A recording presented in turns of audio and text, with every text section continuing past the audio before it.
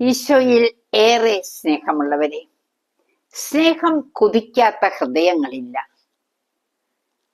പത്രോസ് എഴുതിയ 1-ാം ലേഖനം 4-ാം അധ്യായം 8-ാം തിരുവചനം, സ്നേഹം നിരവധി പാപങ്ങളെ മറയ്ക്കും. എത്ര കുറ്റം ചെയ്ത വ്യക്തിയാണെങ്കിലും സ്നേഹിതനാണെങ്കിൽ നാം അത് മറന്നു കളയും. ഇതാ പത്രോസിന്റെ ജീവിതത്തിലെ ഒരു ബലഹീന നിമിഷം. റോമിൽ കൂട്ടത്തോടെ ക്രിസ്ത്യാനികൾ അറസ്റ്റ് ചെയ്യപ്പെടുന്നു, വധിക്കപ്പെടുന്നു. ഭീരുവായ പത്രോസ് ഓടുകയാ ആപ്പിയൻ പാതയിലൂടെ. ഇതാ വഴിയിൽ ക്രൂശിതനായ യേശു എതിരെ വരുന്നു. കർത്താവേ, അങ്ങ് എങ്ങോട്ടാ പോകുന്നത്? പത്രോസ് ചോദിച്ചു. ഒരിക്കൽ കൂടി ക്രൂശിക്കപ്പെടുവാൻ ഞാൻ റോമിലേക്ക് പോവുകയാണ്. പത്രോസിന് കാര്യം മനസ്സിലായി. പത്രോസ് തിരിഞ്ഞോടി റോമിലേക്ക്.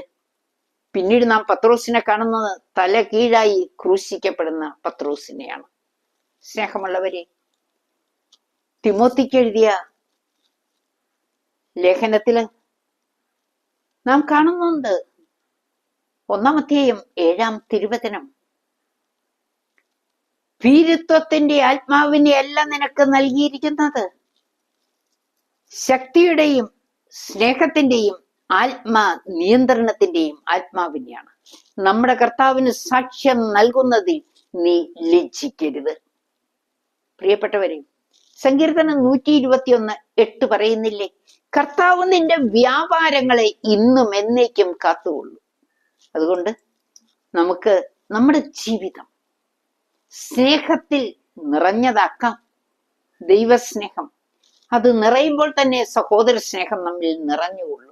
അങ്ങനെ ഒരു സാക്ഷ്യ ജീവിതം നയിക്കാൻ നമുക്ക് കഴിയട്ടെ. ദൈവത്തിന്റെ അനുഗ്രഹത്തിന്റെ പാതയിലൂടെ നമുക്ക് ഒന്നിച്ച് കൈകോർത്ത് മുന്നേറാം. ആമേൻ.